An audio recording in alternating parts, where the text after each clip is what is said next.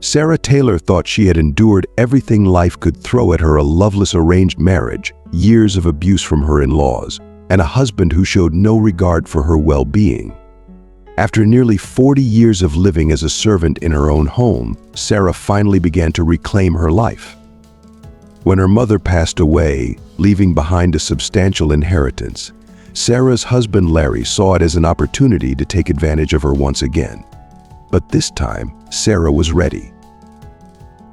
As Larry's betrayal unfolded, Sarah took control of her destiny, filing for divorce and moving back to her family home.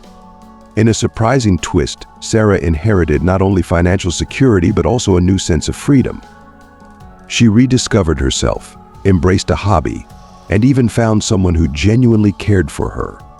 This story is a testament to the resilience of the human spirit, showing that it's never too late to find happiness, even after a lifetime of hardship.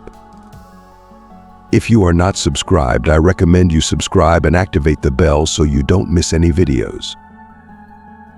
The day after my mother's funeral, Larry's question hit me like a cold slap in the face.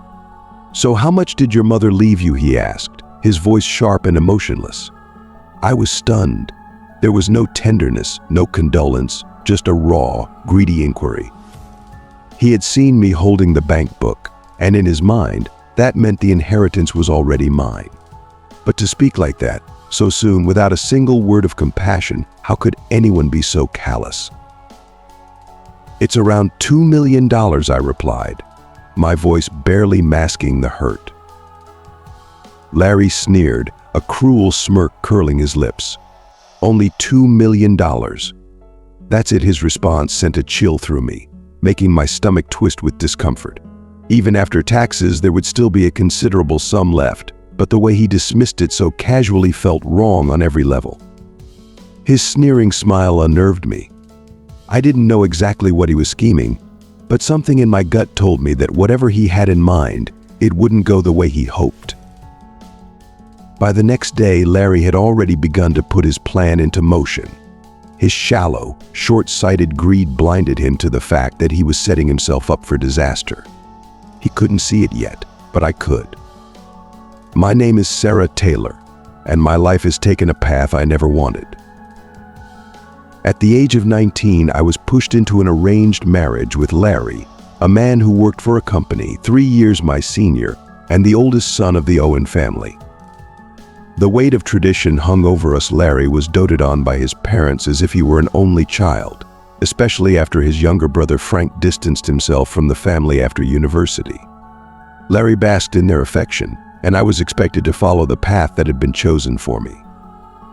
The truth is, I never wanted to marry Larry, but my mother, who came from a long line of business owners, insisted on it. I was trapped in the expectations of my family, unable to defy the destiny they had laid out for me. Larry, too, was caught in the web of his father's business obligations. We were bound together, not by love, but by duty, a far cry from the happiness I had once dreamed of. To make matters worse, we couldn't have children. We were still so young, and the heartache of being unable to start a family weighed heavily on us both. I had hoped that maybe a child could bring some light into our bleak marriage, something to bring us closer together. But despite the doctors, the treatments, and the endless hope, it just never happened. And so there we were, two people trapped in a marriage neither of us truly wanted, with nothing to hold us together but the bitter threads of obligation and disappointment. "Hey, barren woman, have you finished the chores?" Those cruel words began to replace the kindness I once received from my in-laws. The same parents-in-law who had once treated me with respect, calling me their daughter-in-law with pride, now reduced me to nothing more than the barren woman in their eyes. My father-in-law would sneer at me daily, taunting, "If you just did what you're supposed to, you'd be able to make it happen. It's a waste of money going to those doctors." His biting words pierced me over and over, and yet Larry, my husband, never lifted a finger to defend me. He would sit there, completely indifferent, either buried in his newspaper or dozing off, snoring away, while I endured the verbal abuse. When I finally gathered the courage to ask for a change, To escape the suffocating confines of that house, I suggested getting a job, but Larry dismissed me without a second thought. "If you go to work, people will think we're struggling," he said, making it clear that appearances mattered more to him than my happiness. In those days, it was common for women to give up their careers and become full-time homemakers once they got married. But the reality of living with just my mother-in-law was a nightmare that grew darker with each passing day. There was no one I could turn to, no one who would help me. I couldn't burden my parents with my misery, and I couldn't simply run away. Our marriage wasn't just a personal bond, it was a business arrangement, intertwined with the livelihoods of both our families. So I clung to the hope that if I could just endure long enough, someday, somehow, I would be rewarded for my suffering. But the years dragged on, and the light at the end of the tunnel never came. 19 long years after our marriage, when I had turned 43, tragedy struck. My father-in-law died in a sudden accident, and with his death, the dark secrets of his business were revealed. The company had been evading taxes for years, and now the back taxes and heavy fines drained every last penny we had. The life of comfort that I had been clinging to slipped away as our property was seized and the company went bankrupt. We managed to keep the house, but our once lavish lifestyle was gone in an instant. I worried endlessly about Larry. At 45 years old, it seemed unlikely he would be able to find work again, especially after everything that had happened. But my parents, ever dutiful, introduced him to a new job, and my surprise, he secured it quickly. However, my mother-in-law, who had always been so strong and sharp-tongued, seemed to wither before my eyes. She became a shadow of herself, aging rapidly, as if the weight of everything had finally crushed her. For a brief moment, I felt relief she no longer had the energy to hurl insults at me, but that relief was short-lived. Not long after, she suffered a stroke, and with that, she became dependent on me for her care. That was when the final thread of hope I had been holding on to snapped. At 43, I had already begun to accept that I might never have a child, but caring for my ailing mother-in-law sealed that fate. Any lingering dreams I had of starting a family dissolved into the harsh reality that this was my life now. The turning point wasn't just in my mind, it was in my heart. I had to let go of the future I had once hoped for and face the cold truth of the life I had been handed. Larry, as if it were the most natural thing in the world, placed the entire burden of caring for his ailing mother on my shoulders. Even on his days off, he would lounge around the house, oblivious to the weight I carried. One day, I mustered the courage to ask him for help, hoping that maybe, just maybe, he would step up for once. "Larry, I wish you could help with your mother's care sometimes," I said, my voice almost pleading. Even if it was just on his days off, or perhaps just one meal, it would mean the world to me. But Larry, with that same indifferent frown, responded coldly, "I'm working, you know. Let me rest on my days off." His words hit me like a blow to the chest. He just didn't get it. He didn't understand that I never truly had a day off. Every single day was the same for me: endless chores, relentless caregiving, and no escape. After his father's company collapsed, my parents grew concerned for me. They saw how worn down I had become and even suggested, "Why don't you come back home?" But how could I? Who would take care of his mother if I left? We could barely afford the part-time caretaker who came once a week, let alone hire someone full-time. Despite the cruelty I had endured, leaving her in such a state felt impossible to me. It wasn't in my nature to abandon someone in need, no matter how much I had suffered. As time passed, Larry began leaving the house early, even on his days off. He would say that staying home made him uncomfortable and that he needed to relax elsewhere. And then, I began hearing whispers from the neighbors. He had been telling people, "My wife won't even let me relax at home on my days off." It was infuriating to hear, knowing that everyone could see what was happening. They knew I was the one doing all the caregiving, Yet Larry walked around acting like the victim. His blatant disregard for how others saw him, or for his own mother's well-being, was heartbreaking. She had always adored Larry, but now that she was sick, he ignored her as if she no longer mattered. Occasionally she would mutter, "It's because you're here that Larry won't come around," as if blaming me for his absence. And I would quietly respond, "Should I leave then?" That always silenced her. This cycle continued for another 19 years. 19 more years of caregiving, of shouldering the burden alone, until finally my mother-in-law passed away. She reunited with her husband, and with that, my long, arduous chapter of caregiving came to an end. I was approaching 59, and by that point, any love I had once felt for Larry had long since faded. But in the process, I had come to terms with my reality. Leaving didn't seem like an option anymore, and I resigned myself to the idea that I would likely spend the rest of my days in this house, alongside a man I no longer loved. Larry, to his credit, remained diligent in his work, and this was noticed by his employers. Even after he reached retirement age, they asked him to continue working as senior staff, which allowed us to maintain our lifestyle. I'm grateful for that, at least. We were never a close couple, and our marriage was far from ideal, but at the very least, Larry never tried to push me out of the house. Perhaps he thinks it's too late for that now. He still prefers being out of the house on his days off, and I've grown to cherish my time alone. I've even taken up pottery as a hobby, something that brings me genuine joy. Through this new pursuit, I've made friends and found a small slice of happiness, something I hadn't known for decades. But even this small joy seems to irritate Larry. It's as if my newfound contentment is a reminder of everything he lacks, and it annoys him. Yet, after all these years, I finally have something that's mine, something that makes me smile, and I'm not willing to give that up for anyone, not even him. As I went about my daily life, trying to balance the demands of work and personal time, his discontent became increasingly palpable. One day, his frustration erupted into an act of deliberate malice.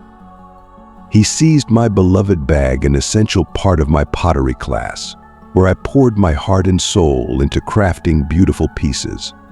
He dragged it outside and set it ablaze right in the yard. Watching helplessly, I saw the fire consume not just the bag, but everything inside it, my pottery materials, my cherished pouch. Despite my frantic efforts to extinguish the flames with water, it was as if I was trying to put out a wildfire with a mere trickle. The bag, once a symbol of my creative aspirations, was reduced to nothing but a pile of ash. The sight of my dreams and efforts turned to cinders left me seething with rage and despair. The feeling of having something so deeply personal and important destroyed was a crushing blow that left me feeling utterly helpless and furious. In the aftermath of this destruction, I was consumed by a storm of thoughts and emotions. The idea of ending my marriage began to seem like a possible escape route from the relentless cruelty and indifference I faced. Divorce hovered in my mind as a potential solution, yet as I grappled with the thought, fate dealt me another brutal hand. My parents, the anchors of my world, passed away with shocking suddenness. My father's death came swiftly, his illness claiming him in a heart-wrenching blow. Just a month after his passing, my mother succumbed to her illness, a loss that compounded my grief and left me reeling in sorrow. The whirlwind of these events overwhelmed me, and I found myself bedridden for nearly a week. The combined weight of the funerals and the overwhelming tide of mourners left me physically and mentally exhausted. My brother Jack, who had recently taken over our father's company, was buried in work, and I felt abandoned in my time of need. The sheer number of people at both my parents' funerals left me feeling like a shell of my former self. My friends from the pottery class, showing true compassion, reached out to comfort me, their kindness a small beacon of hope amidst my despair. But Larry's reaction was starkly different. With an almost contemptuous tone, he derided my need for rest, saying, "How long are you going to sleep?" I was tired after Mom's funeral too, but I didn't just lie around. Must be nice to sleep all you want without any responsibilities." His words were a bitter, cutting assault on my already fragile state. They struck me with cruelty that felt almost calculated, as if he took pleasure in my suffering. Despite the depth of my grief, I forced myself to rise and face the monotony of everyday life. My once vibrant interests and passions were now sidelined, and my existence had dwindled to mere survival. Larry seemed to be completely indifferent to my emotional needs, finding satisfaction in my compliance and detachment. Then, as if the universe had decided to compound my suffering, a new challenge emerged. The deadline for the payment to the funeral home was approaching rapidly. With Jack preoccupied with the immense responsibilities of his new role, I had promised to handle this important task. As I carefully reviewed the bank book to ensure that the payment would be made on time, Larry's sleazy grin appeared, and he approached me with a question that felt like a dagger to the heart. "So how much did your mother leave you?" The coldness of his inquiry, delivered immediately after my mother's funeral and devoid of any shred of sympathy, was a jarring reminder of his utter lack of compassion. His assumption that the inheritance had been deposited, evidenced by his noticing me with the bank book, was so profoundly insensitive that it left me reeling. The thought that he could be so dispassionate and opportunistic in such a moment of grief and vulnerability was a testament to the depth of his disregard for my suffering. I replied in a voice that barely concealed my weariness, "About $2 million. Larry's reaction was both jarring and infuriating. He flashed a smirk, an unpleasant, almost predatory smile that made my skin crawl. $2 million, is that all? He said with a dismissive tone. Even after taxes, there should be hundreds of thousands left. His smirk was a ghastly sight, a mocking display of his disdain. The cold calculation behind his words was evident, and I couldn't help but feel a surge of anger and betrayal. The implication that my loss and grief were merely opportunities for him to profit was too much to bear. Without acknowledging his twisted comment, I silently put the bank book away, feeling a wave of frustration and hopelessness. Larry seemed to finally sense the shift in the atmosphere. His next words, though intended to be comforting, were laced with an insincerity that made my stomach churn. "Well, you've had it tough. You should rest early today." His attempt at kindness felt awkward and out of place, like a clumsy attempt at masking his true intentions. Far from providing any comfort, his words only deepened my sense of unease. I couldn't stand the thought of being around him any longer, so I retreated to bed early, hoping to escape the oppressive atmosphere in our home. Yet the next morning brought an unexpected and unsettling development. After a seemingly normal breakfast, Larry left for work as usual. But the day took a dark turn when I received a call informing me that Larry had not shown up at his workplace. The news was shocking. Larry had always been punctual and reliable. Panic gripped me as I imagined the worst. Had he been in an accident? Desperate to reach him, I tried calling his phone, but it rang unanswered. My anxiety grew with each unanswered call. As I anxiously paced through the house, trying to make sense of the situation, I stumbled into the living room.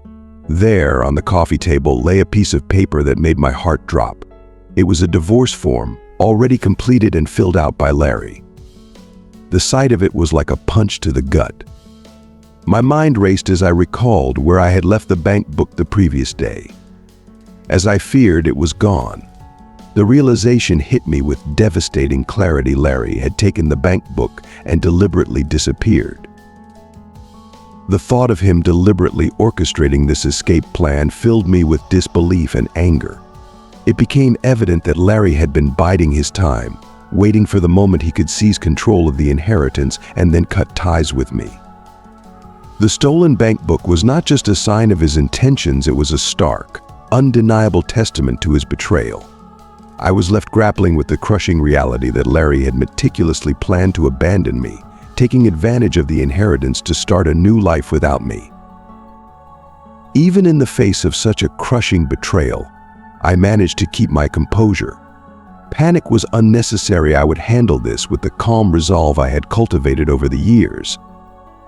Methodically, I completed the divorce form, ensuring every detail was accurately filled out before making my way to the city office to submit it.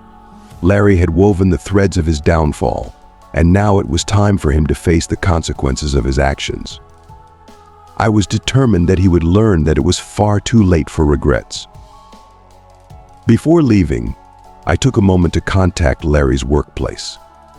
I've been trying to reach him as well, but it doesn't seem like an accident, I explained, my voice steady despite the turmoil inside. I'll inform you as soon as I manage to get in touch with him. I apologize for the inconvenience. The response from his workplace was surprisingly accommodating. They treated his absence as paid leave for the day and wished him well. I couldn't help but feel a pang of envy. The thought that Larry's workplace, a company introduced by my parents, was handling his disappearance with such grace only added to my frustration. It was a sharp contrast to the cold, heartless way he was treating me.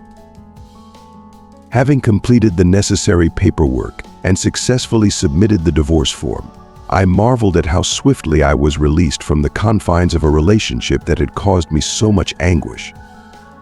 The liberation felt almost surreal, and I wondered if my life might have taken a different path had I ended things sooner. As I methodically packed my belongings, my phone rang, pulling me from my reflections.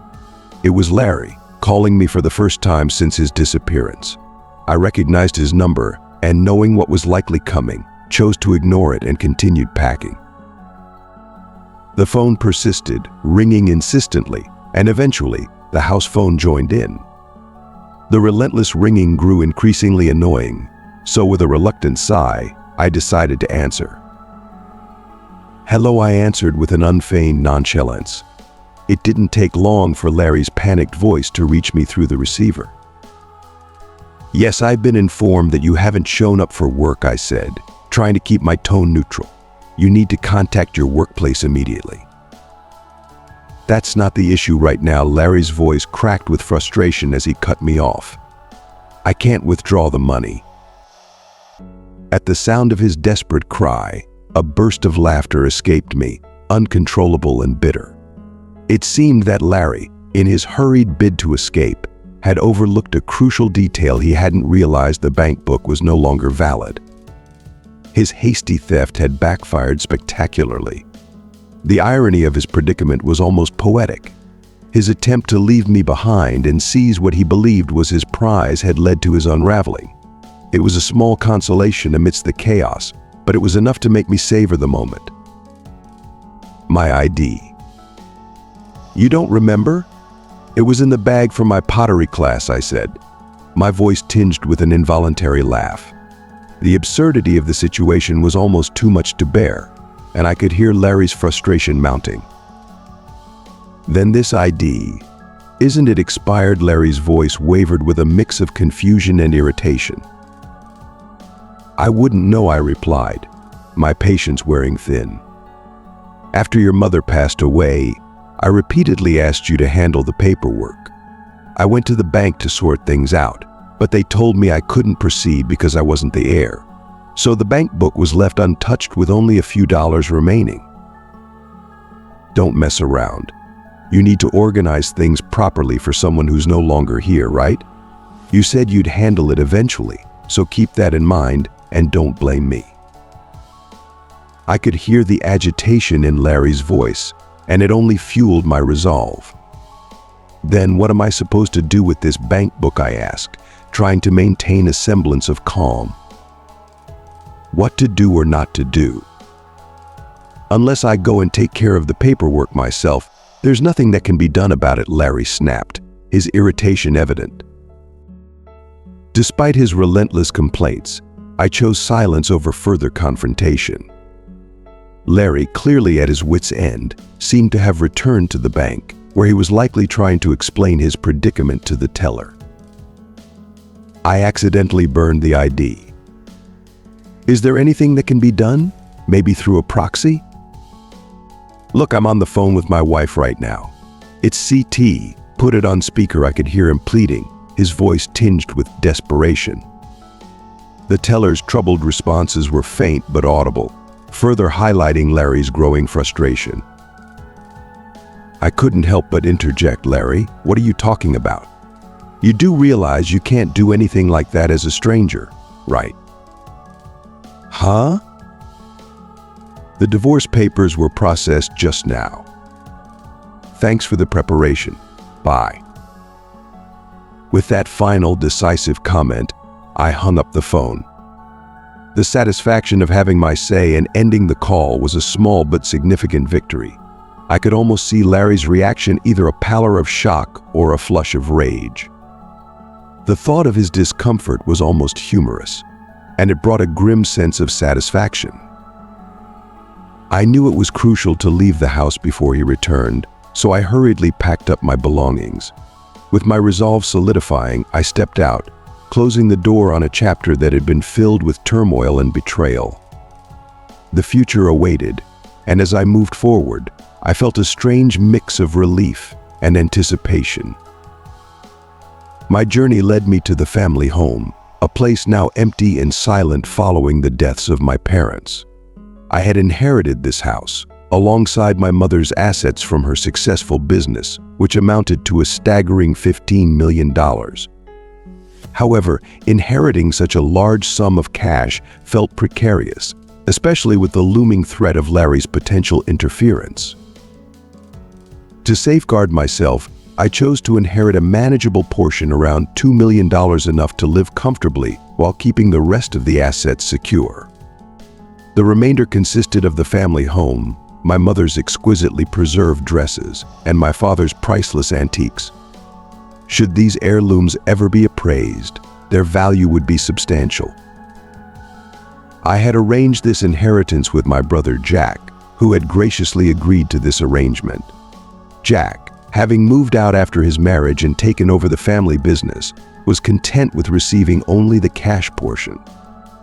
He was concerned about the family home being left vacant, so the prospect of it being occupied by me brought him some relief. We had resolved the inheritance matters amicably, ensuring that everything was in order. Upon arriving at the family home, I reached out to Jack to inform him of the significant change in my life. I told him about my recent divorce from Larry and my decision to live in the house. "If you're moving into the family home, it won't be empty," which is a relief, Jack said. "But are you sure about this divorce, Sarah?" "Yes," I affirmed. "Given that we have no children and our parents are no longer with us, if we both desire a divorce, then it is for the best. I'm ready to start over, and I have no regrets."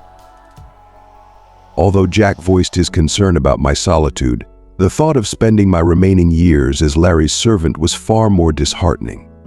Living in the family home, surrounded by cherished memories, even in solitude, felt like a form of happiness and peace.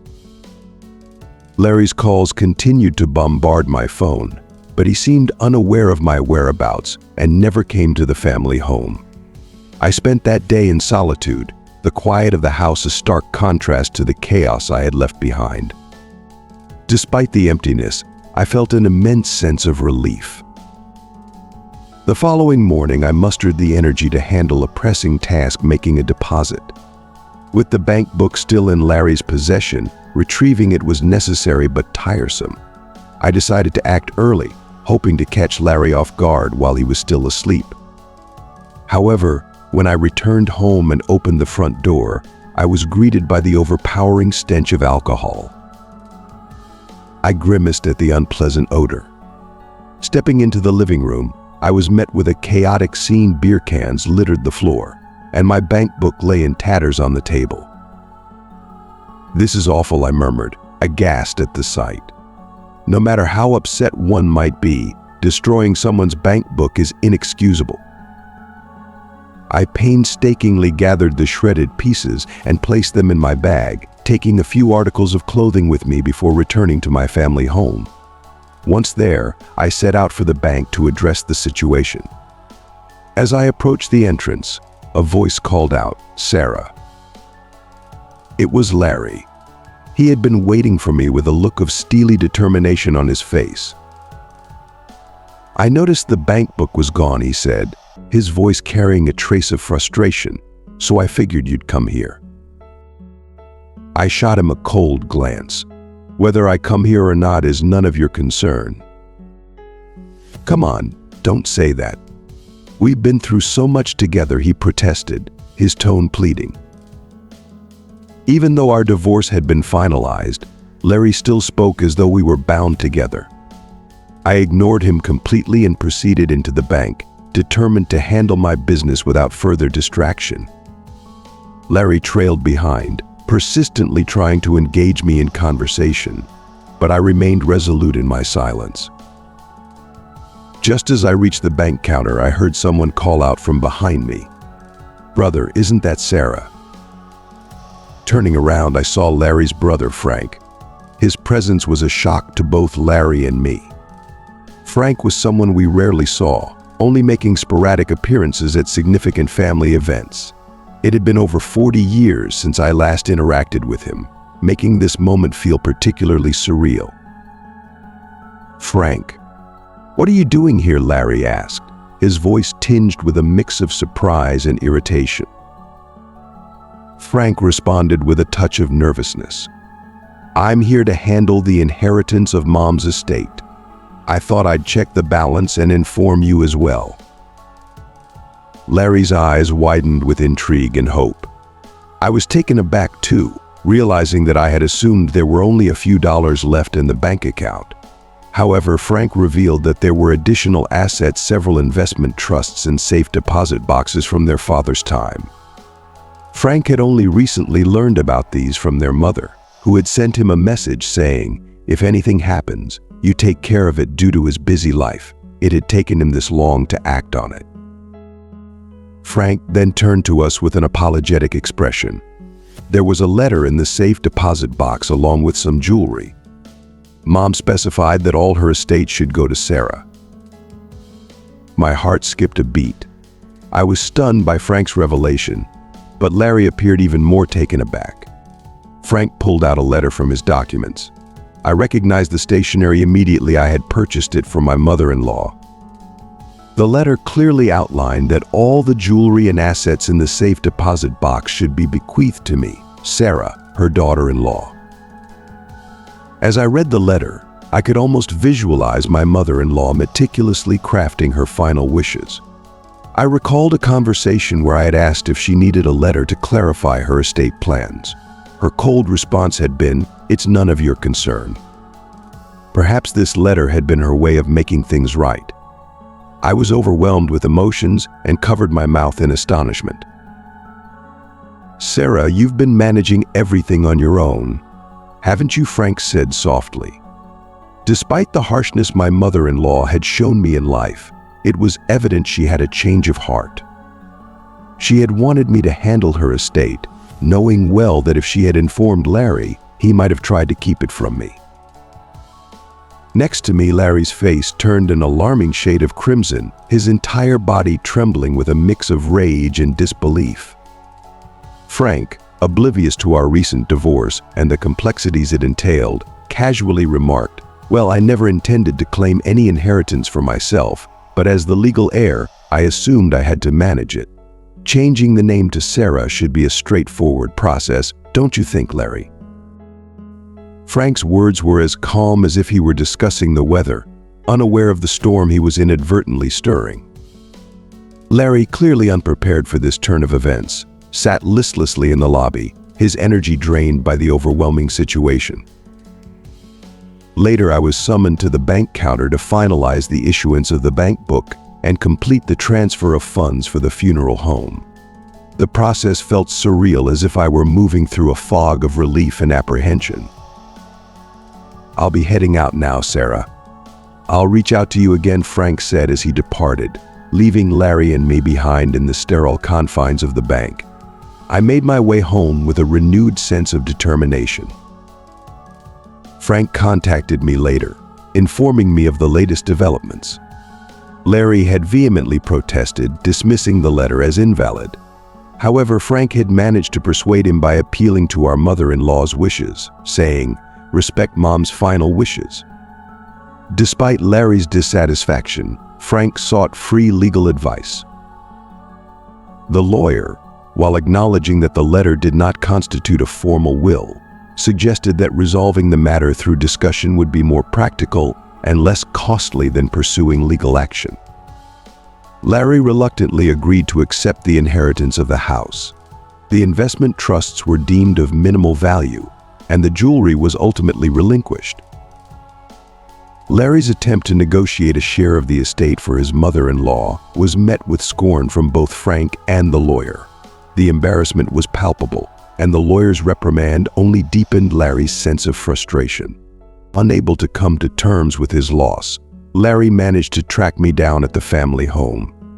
Standing at my doorstep, he was a shadow of his former self, his pride shattered. I was wrong. "Please, let's start over," he pleaded, his voice breaking with desperation as he knelt on the doorstep, his eyes filled with a mix of regret and hope.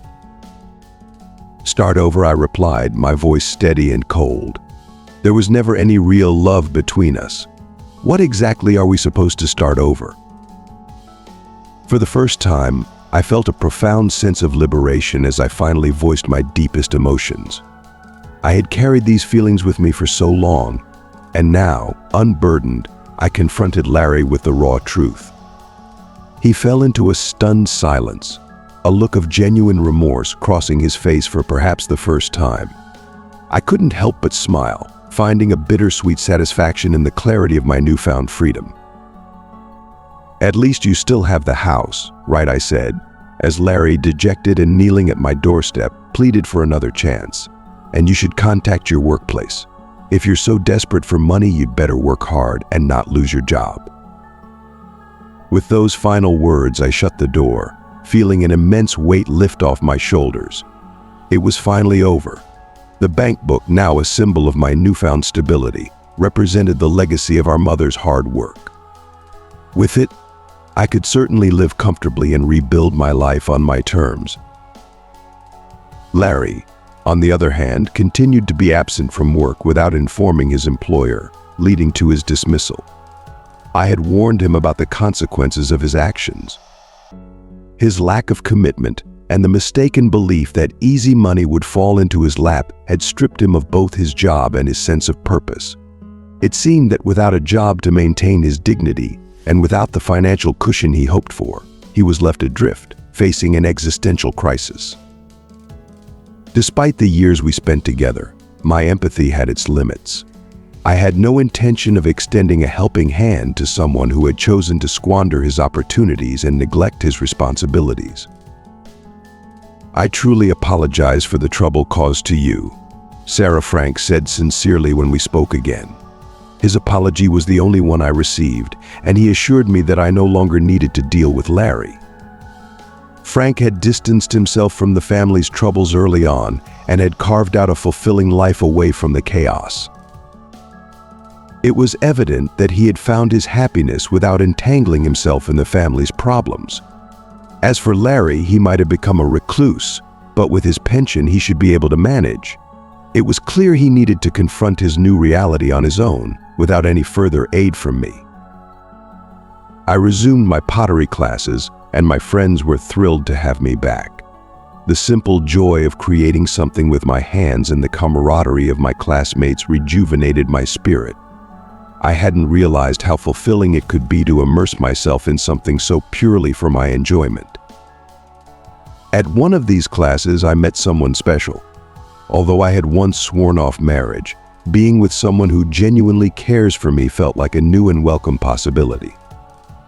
The thought of embracing new beginnings, rather than remaining alone forever, brought a sense of excitement and hope into my life. It might have seemed too late, but just like with the divorce, I discovered that it's never too late for change. As long as we're alive, happiness remains within reach, no matter our age or past experiences. I truly believe that. Thank you so much for watching and joining me on this journey today. We've explored the complexities of personal transformation and the powerful moments of clarity that can emerge from challenging situations. From dealing with unexpected betrayals to embracing new beginnings, It's clear that life's twists and turns can lead to profound lessons and opportunities for growth. I'd love to hear from you. What have you learned from today's video? Is there a particular insight or lesson that resonated with you and that you plan to bring into your own life? Please share your thoughts and experiences in the comments below. Your reflections and ideas could inspire others who are on their journey of self-discovery and transformation. If you enjoyed this video, don't forget to leave your comment below and make sure to like, share, and subscribe to our YouTube channel for more content like this. Your support helps us continue to create meaningful content and connect with viewers like you. Thank you again for watching, and I look forward to seeing your comments and connecting with you in the next video.